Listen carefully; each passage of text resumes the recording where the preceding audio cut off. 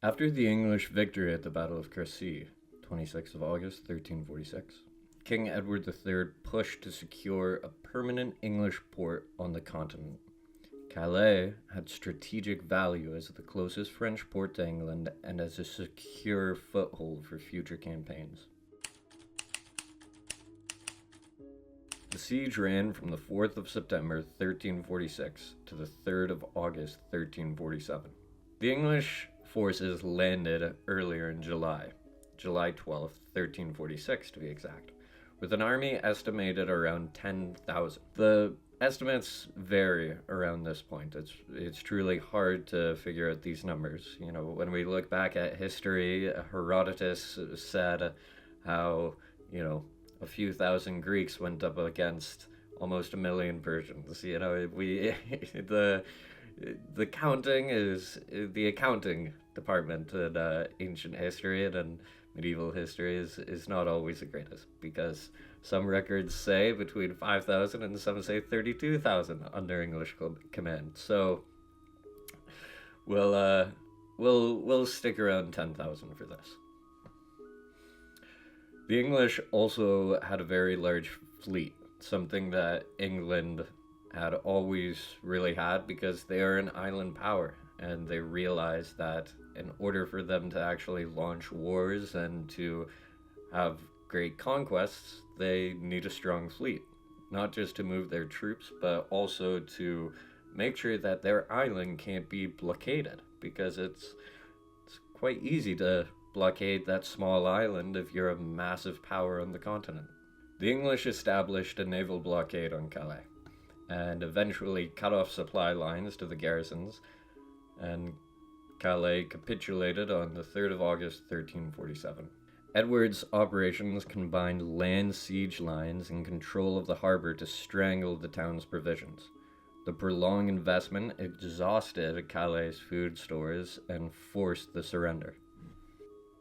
Something very interesting about the surrender of the city is that they actually the burghers are more like the bourgeoisie, I would say. It's the burghers were wealthy citizens of the city, offered themselves as hostages to spare the population. Edward accepted their surrender, and after this, he spared them. Following the surrender of the city, Calais became a English possession and provided England with a secure channel base and staging point for the remainder of the war. It remained under English control until 1558. The strategic lodgment at Calais shifted the balance of logistics and campaigning in northern France for decades. You see, this siege of Calais lasted just under a year.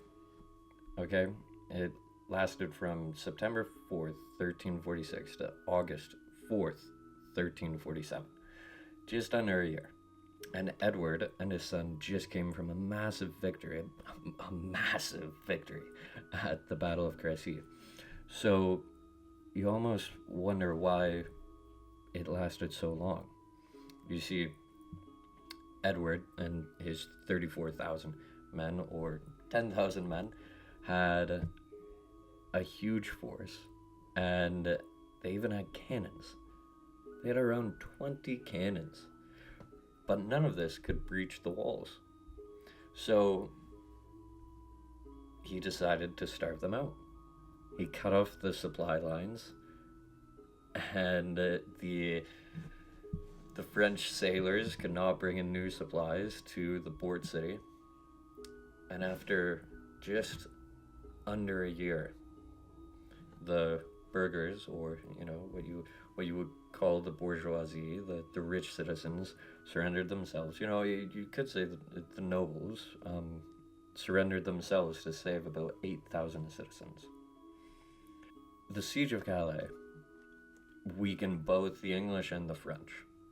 It was a long siege, and it actually led to an 8-year peace. See, this is a very strange thing when we look into the Hundred Years' War because it's called the Hundred Years' War. I mean, you would expect it to be constant battling for 100 years, 116 to be exact. But just after these two major victories from the English, we have an 8-year peace. So it's very strange looking at it, but it's, back in the day, several hundred years ago, it wasn't as simple as just replenish the troops. It took a long time to just sailing over the English Channel was longer than it took now, right? Like, everything took longer, and there's a lot less people. But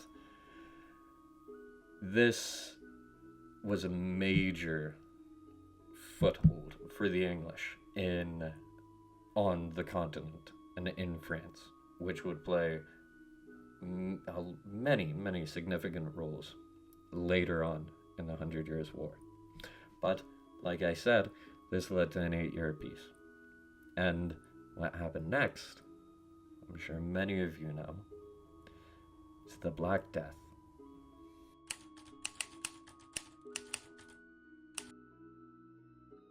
The pandemic breached Europe in 1347 and spread rapidly through 1348 to 1350. Some regions continued to experience waves through the early 1350s. Typically dating to the first pandemic wave in Europe is 1347 to 1351. Modern scholarship links the major 14th century pandemic to the bacterium Yersinia pestis. I hope I'm saying that right. The disease manifested as bubonic, pneumonic, and septemic. Bubonic cases transferred by fleas on rats. Pneumonic cases could transmit directly between people and had extremely high fatality rates. I'm talking like within a few days. That's how bad this was. And the septemic, I hope I'm saying that right, cases were rapidly fatal as well. This contagion spread along trade and pilgrimage routes and by ships and overland caravans. One of the easiest ways to look at it is through the Silk Road. Some scholars have said that it originated in what would be modern-day Kazakhstan and went through the Silk Road into Europe. And it wasn't just in Europe. I mean, China, some estimates have China at 30 million deaths. It was a much smaller world back then. 30 million deaths to the Black Plague is quite insane. Some estimates say that 1 in 3 people in Europe died in the initial wave. Local mortality rates varied widely by city and region, and the demographic shock, the sudden loss of a large fraction of the workforce and households, was enormous and immediate. This affected everything. So, we're looking at the 100 Years' War right now. If you're losing 1 in 3 people, how the hell are you gonna replace soldiers that have fallen? How are you going to have enough people to work the farmlands to feed your citizens? How are you going to have enough people to just help your neighbor? It is crazy the amount of death that happened. A little fun fact though, is some of the Scandinavian countries actually weren't really hit that hard at all, just because of their location and how they didn't really have too much trade at this time with the rest of Europe and Eurasia. So that's, if you have ancestors that are Scandinavian, then good. So what did this do with the campaigns? So there was a pause in the campaign immediately and renewed truces. The intensity of the pandemic coincided with the aftermath of Calais and led to practical suspension of major offensive operations. The English and the French states were both hit. The combination of mortalities, disrupted logistics, and collapsing tax bases meant both crowns were less able and less willing to sustain high-intensity campaigning for a period. Contemporary and historical accounts record truces and renewals in the late 1340s and the early 1350s. A truce after Calais was renewed in 1348 and 1349, and again after 1351 during John II's ascension, reflecting how the plague and fiscal strain pushed politics to pause in open warfare. This is a bit of a weird episode. When I was first designing this series, it's the 100 Years' War. You're covering 116 years of, war. I plan on doing plenty of episodes on the major events, the major battles, and also the major characters that we see throughout this time. But this is a very strange time. You have two major victories by the English, like back to back, and all of a sudden everything's put on pause because everyone is suffering from the Black Death, the plague. So, I'm not a genius in the Black Plague. I'm not an academic, but I'm not gonna dive too deeply into it. Maybe at some point in the future, I might do an in-depth look into Black Death. But for now, we're just going to brush over it a little bit, and yeah. So I hope you enjoyed this episode. It's a bit of a strange one. Not too much happened. I mean, there isn't too much recorded about the Battle of Calais. I mean, it's just basically it was sieged by the English by a huge force. They couldn't take it over by force, so they starved them out. And after 11 months, they got it, and it plays a huge role for the next 200 years for England. So, if you enjoyed this episode, please like, comment, and subscribe, and come back for the 4th episode.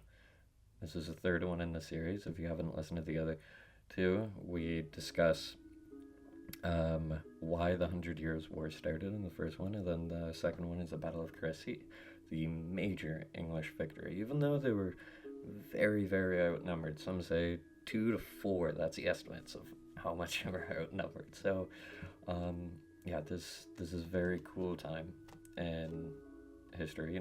Cool when you look back on it. It would have been an absolutely horrible time to live in. But yeah, follow along, and I hope you enjoyed.